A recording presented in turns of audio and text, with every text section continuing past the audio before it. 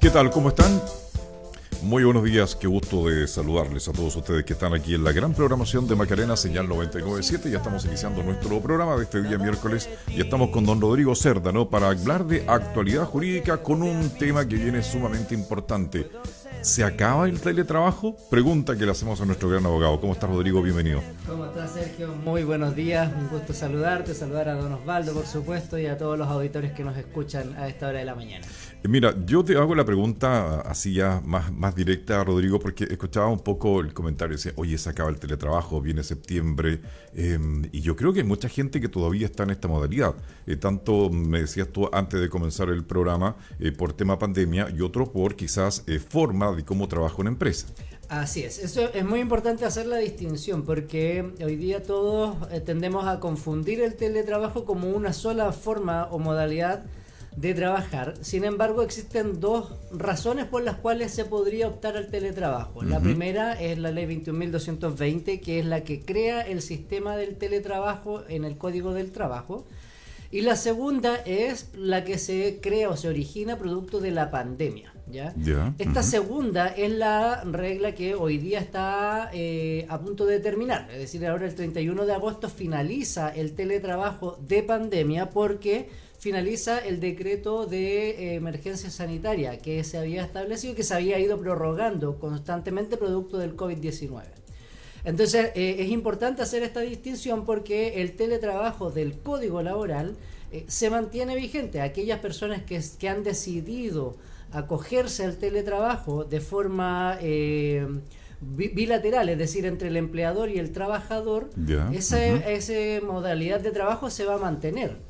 Pero aquellas personas que se acogieron al beneficio de teletrabajar producto de la pandemia, entonces sí tienen que volver a sus labores habituales de la forma presencial como estaba pactado originalmente. O sea, aquí ya no hay vuelta atrás. O sea, si ya yo tenía esa opción por el tema de la pandemia, obviamente ya tengo que volver a trabajar. O sea, no es que el empleador me esté obligando, sino que por disposición, por normativa, yo tendría que hacerlo. Claro, lo que pasa es que desde que se crea o desde que tenemos la lamentable pandemia que nos ha afectado a nivel mundial ya desde hace bastante tiempo, la ley o el gobierno de ese entonces decide hacer extensiva el teletrabajo, la modalidad de teletrabajo a personas que se encontraran bajo un cierto grado de riesgo. Perfecto. Es decir, aquellas personas que tuviesen enfermedades de base, que tuviesen problemas por la edad o que fuesen madres o padres o cuidadores de personas de riesgo. Entonces estas personas podían acceder al derecho de teletrabajar y ahí efectivamente los empleadores estaban obligados a aceptar esa modalidad de teletrabajo y por lo tanto no tomar ningún tipo de sanciones o acciones en contra de esos trabajadores. Ese beneficio es el que hoy día se termina porque se termina el estado de emergencia sanitaria. Pero si es que el empleador quiere continuar con el teletrabajo, puede hacerlo sin ningún problema. Y eso se debe formalizar, sí, a través de un anexo al contrato de trabajo. Eso quería preguntarte, porque claro, una cosa es que yo te diga, ¿sabe? Usted siga trabajando en su casa nomás y no llegamos a ningún acuerdo. Y después incluso podría ser que me dicen, usted se negó, tiene tantos días sin venir, por lo tanto, causal de despido, ¿no? Exactamente. Una vez que ya finaliza este sistema de teletrabajo excepcional, entonces surgen para el empleador todos los derechos de invocar como causales de despido, por ejemplo, la ausencia reiterada o el no cumplimiento de las instrucciones que se le imparten. Pero aquí también es una labor tanto del empleador como del empleado, porque en cierta forma uno tendrá que tener un comunicado, sabe que se le está terminando de dicho fuero, entre comillas, por plantearlo de alguna manera, que se da, no es fuero, pero es esta excepción, un beneficio, ¿no? Claro. Aquí ambas partes también tienen que estar un poco conectadas. Sí, aquí es importante que se informe porque en la práctica han habido muchas empresas que han encontrado en el teletrabajo también una buena forma de ahorrar gastos y por lo tanto muchas empresas están estableciendo el teletrabajo como una forma concreta y permanente de trabajar. Y por lo tanto hay muchas empresas que aun cuando hoy día se termine el teletrabajo excepcional de pandemia, están optando o van a decidir mantener este sistema con sus trabajadores, pero como señalaba, lo importante es que se firme este anexo de contrato porque eso va a permitir ya regular de forma concreta cuál va a ser la modalidad de trabajo acorde a lo que establece el Código del Trabajo. De acuerdo. Estamos con el abogado Rodrigo Cerda conversando hoy de actualidad jurídica. Yo creo que este tema da para comentar varias cosas y aquí hay que... yo estaba pensando un poco, Rodrigo, en el hecho de que la empresa van a tener que volver... ¿Dónde vuelve esto a trabajar? A lo mejor algunas ya durante este tiempo acomodaron los espacios de trabajo u otro, por lo tanto, Exacto. significa un ajuste previo para que llegue el trabajador a estar en su lugar de trabajo. Quizás puede que haya algún inconveniente por ahí. Efectivamente, esa es una de las principales razones por las cuales es importante firmar estos anexos de contrato si es que no se inicia la relación laboral como teletrabajo, porque en este anexo es donde van a quedar establecidas todas las condiciones laborales, tanto desde el punto de vista estructural o infraestructura, si es que va a volver a la presencialidad, pero si es que va a seguir en teletrabajo, es necesario saber cuál va a ser el horario de trabajo que va a estar cumpliendo el trabajador, porque el teletrabajo permite distintas modalidades también. Permite la modalidad de un horario fijo y establecido, al igual que ocurre con el trabajo normal, es decir, cumpliendo una jornada de trabajo, marcando ingreso y salida, pero también permite modalidades de trabajo no controladas, es decir, que yo solamente tenga que enviar reportes a mi empleador. Y eso va a exigir que al menos yo tenga como trabajador un tiempo ininterrumpido de no comunicación con mi empleador, que al menos debe ser de 12 horas, en donde el empleador no se va a poder contactar conmigo para exigirme o para solicitarme labores relacionadas con el trabajo. Y todo eso tiene que estar establecido en este anexo de trabajo. Si es que voy a cumplir o no horarios de trabajo, en qué condiciones voy a realizar mis labores y cuáles son también las condiciones de seguridad que yo debo mantener en mi espacio de trabajo, independiente de si sea en mi domicilio o en otro lugar que yo establezca. Oye, estamos hablando de este proceso que se viene con muchas cosas, ¿no? Álvaro Gonzalo Torres ya está en nuestro programa, Rogelio Celar también, un abrazo gigante por ahí. Y estamos en este programa 3760 de nuestro Hablemos de Conversación en Alta Definición.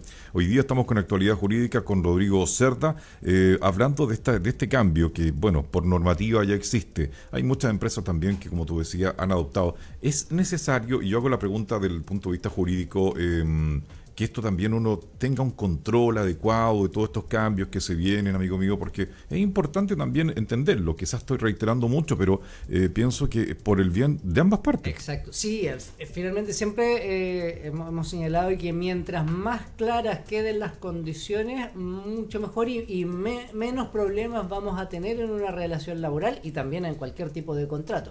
Por lo tanto, en la medida que estas condiciones, estas modificaciones estén muy bien detalladas y muy bien explicadas, la relación laboral se va a poder realizar de forma mucho más amena, más tranquila y sin tantas dificultades. Por lo tanto, todas las condiciones que se establezcan en la modalidad de teletrabajo es importante que queden muy bien detalladas. Como señalaba, existen múltiples formas de ejecutar esta modalidad de trabajo y eso hoy día está muy desconocido porque hoy día solo se hablaba del teletrabajo atribuido a la pandemia y el teletrabajo como una modalidad oficial de trabajo no está vinculada directamente a esta situación sanitaria. Oye, estoy leyendo aquí algunas preguntas que vienen al programa. Mira, alguien me preguntaba acá, Álvaro Gonzalo Torres.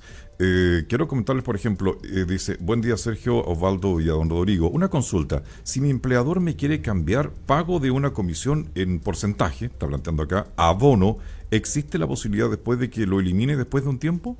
No, también eso es otra materia del derecho laboral, pero que es muy importante tener siempre claro, que cuando existen pagos que son de carácter permanente, aun cuando sean variables, se transforman en un derecho adquirido, ¿ya? Y por lo tanto, independiente de cuál sea la modificación, si le cambiamos el nombre, cambiamos la fórmula de cálculo, ese derecho después no puede ser retirado o privado al trabajador de aquel derecho de forma unilateral.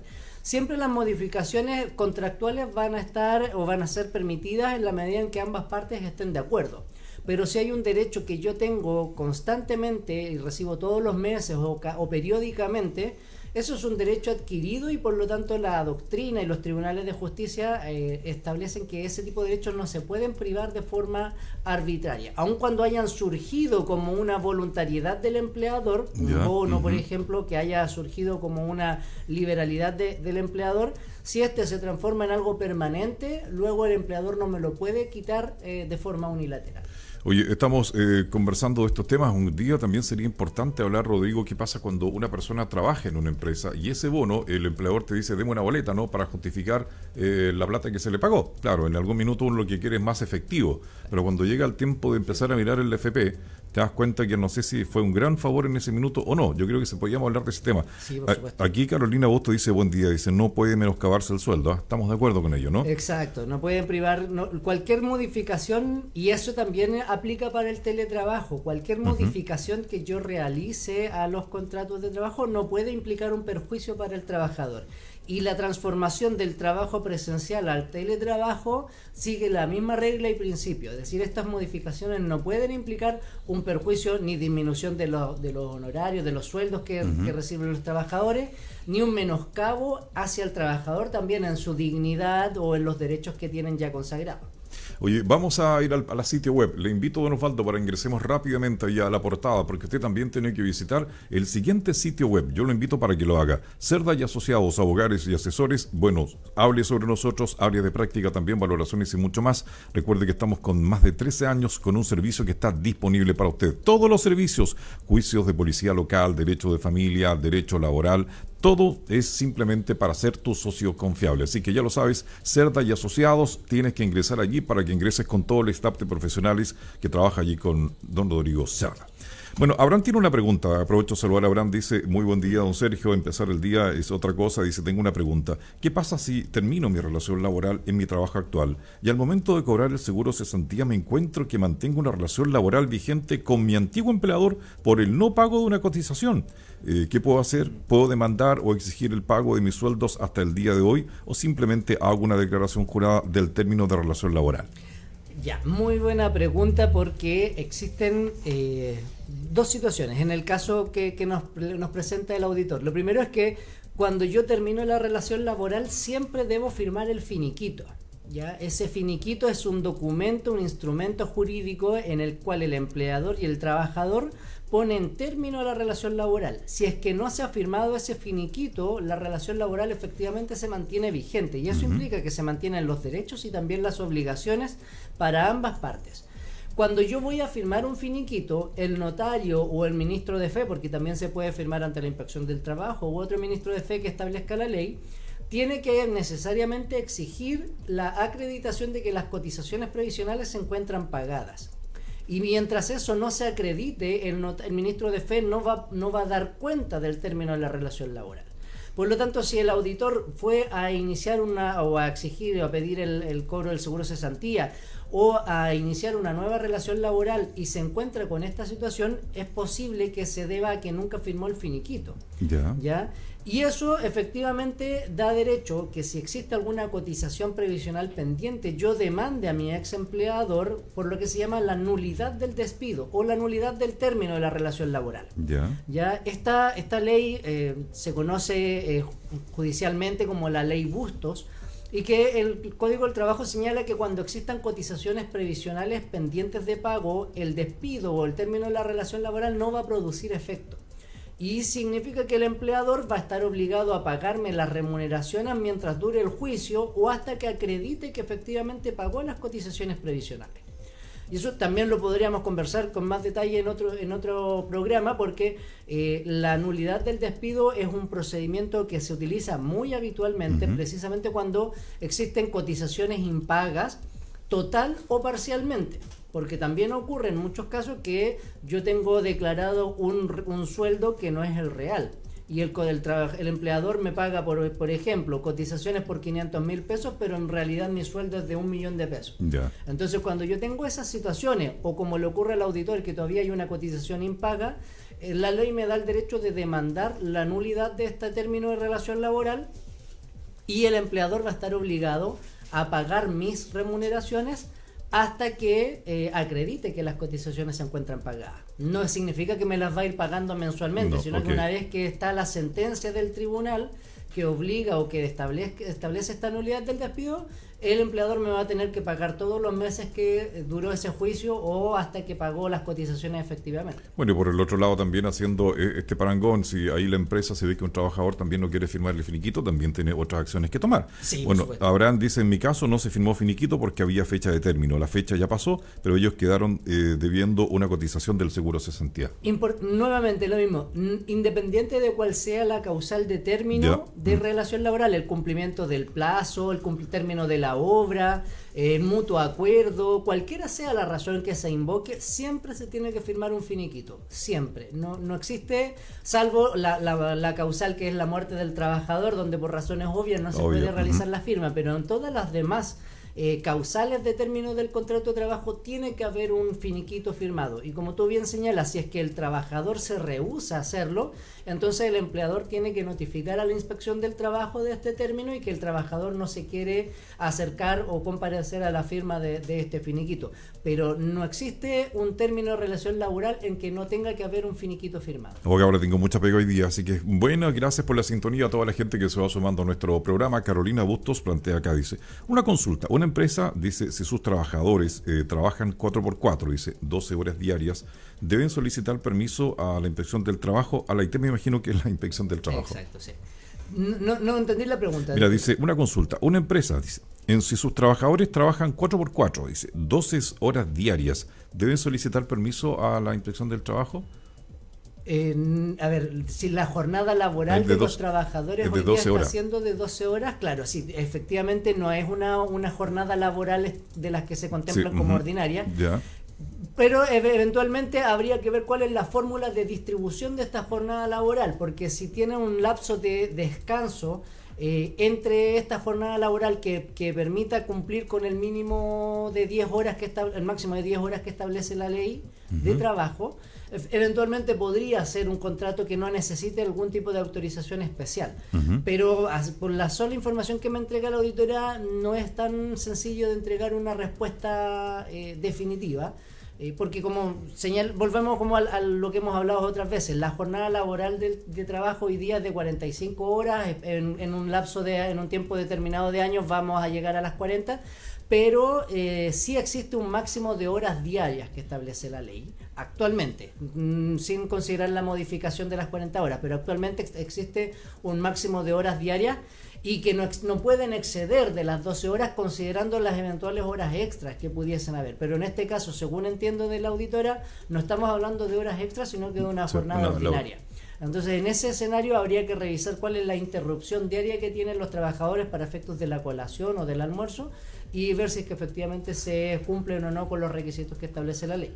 Bueno, un día podríamos conversar también de estos contratos de trabajo, Rodrigo, que a lo mejor entre las partes, dos personas se unen y dicen, tú trabajas para mí, yo te cancelo un sueldo, honorario, etcétera, sueldo en este caso, un salario, y hagamos un contrato especial, ya, y va a cumplir tanta hora y tú tanto. Quiero preguntar sobre si existe, o sea, yo me podría saltar, aunque estemos de acuerdo los dos, tú empleador, yo empleado, ¿no es cierto? Y me salto las normas que exige la ley. Porque, mira, don Rafael Cerda, aprovechamos de saludar a don Rafael, también tiene preguntas para el programa. Estamos hablando hoy día del teletrabajo, ¿no es cierto?, de esta norma que dice ya, ok, se acaba el teletrabajo para las personas que por razones de la pandemia, ¿no es cierto?, estaban aquí en esta situación. ¿Qué pasa si el trabajador le dice, ¿sabe qué, don Rodrigo? No quiero volver. Estoy tan cómodo en la casa, aquí ya me organicé, ya no quiero volver. ¿Qué pasa ¿Qué puede hacer la empresa en este caso? Sí, bueno, efectivamente, si ya el trabajador no es sujeto de este beneficio porque se termina el decreto de emergencia sanitaria y el empleador no ha establecido la modalidad de teletrabajo en esta relación contractual, entonces el empleador tiene que notificar al trabajador de esta obligación, tal como conversábamos antes, enviarle una notificación de que su teletrabajo termina y que debe presentarse a su lugar de trabajo físico en un día y horario determinado. Si el trabajador no se presenta, entonces el empleador va a tener derecho a, luego de cumplidos los requisitos que establece el Código del Trabajo, informar el término de la relación laboral porque se incumple con las obligaciones del contrato de trabajo. Pero también es importante que el empleador, por resguardo y por protección, informe a la inspección del trabajo de esta situación para que después el trabajador no tenga ninguna otra alternativa de reclamo porque el empleador está cumpliendo con todas las obligaciones que impone la ley. Ok, bueno, en este caso el hecho también de comunicar, de informarse, es algo una tarea también importante. Pero para que las cosas no lleguen a mal término, siempre usted tiene que tener la asesoría de expertos. Cerda y Asociados, Abogados y Asesores, bueno, para que conozca más también. Tenemos más de 13 años de experiencia en servicio legal, para que usted también sienta la confianza y obviamente cuando quiera hacer sus preguntas las pueda compartir aquí en la radio. Además, puede ingresar a la página, también vamos a ir compartiendo estos programas de nuestro especial de actualidad jurídica para que ustedes también tengan estas cápsulas disponibles. Siempre hace bien un recordatorio, ¿no? Y yo creo que hace bueno ahí eso. En la página hay un link en la parte final donde lleva directamente al canal de YouTube que tiene el Estudio Jurídico, en donde estamos efectivamente subiendo semanalmente nuestras cápsulas jurídicas relacionadas con actualidad jurídica. Y vamos a ir también incorporando otro tipo de videos, de informativos, explicativos, con la misma metodología que hemos utilizado en este programa, porque como estudio jurídico consideramos que es muy importante entregarle a la ciudadanía conocimientos, más allá de un servicio contractual, un servicio remunerado. También es importante que la gente pueda conocer sus derechos y saber cómo debe exigirlos, porque muchas veces el desconocimiento nos lleva a cometer errores que perjudican irremediablemente nuestra situación. Un día, ya se me van ocurriendo temas, don Osvaldo, ¿no? Como por ejemplo el seguro de lo que uno va pagando también, entre comillas, seguro cesantía. Si yo puedo ir a buscar esa plata, si estoy, digamos, claro, se supone que me están descontando, yo tengo un apuro, ¿puedo ir a buscar plata de ese lado? ¿Puedo sacar eso? Es una pregunta que podríamos tener. Exacto. Ahora, dice, bajo la causal mutuo acuerdo, ¿se puede cobrar el seguro cesantía? Pregunta. Sí. Pero viene con agregado. Y si fuera, dice, ¿corresponde solo el monto que tengo o si no tengo una cantidad suficiente, hay algún monto mínimo solidario para los trabajadores? Sí, aquí también es un tema que da para largo en un programa, pero efectivamente el seguro de cesantía es un derecho que tenemos los trabajadores que hemos tenido alguna relación laboral, porque eso también lo hemos dicho constantemente, las relaciones pueden ser laborales o civiles. La relación laboral es la que se me descuenta mensualmente un monto por concepto de seguro de cesantía y otro monto lo paga el empleador.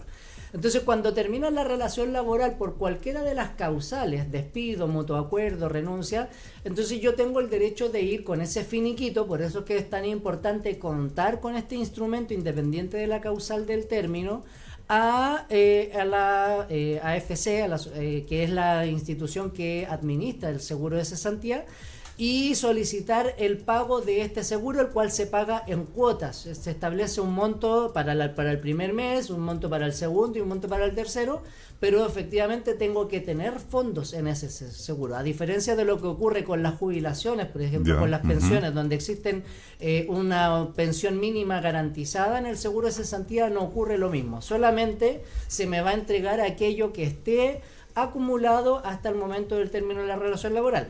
Y si después yo comienzo a trabajar nuevamente y vuelvo a completar o se me vuelve a descontar dinero por el seguro de cesantía, voy a ir generando un nuevo pozo para que en un nuevo término de relación laboral yo pueda recurrir nuevamente a este seguro de cesantía.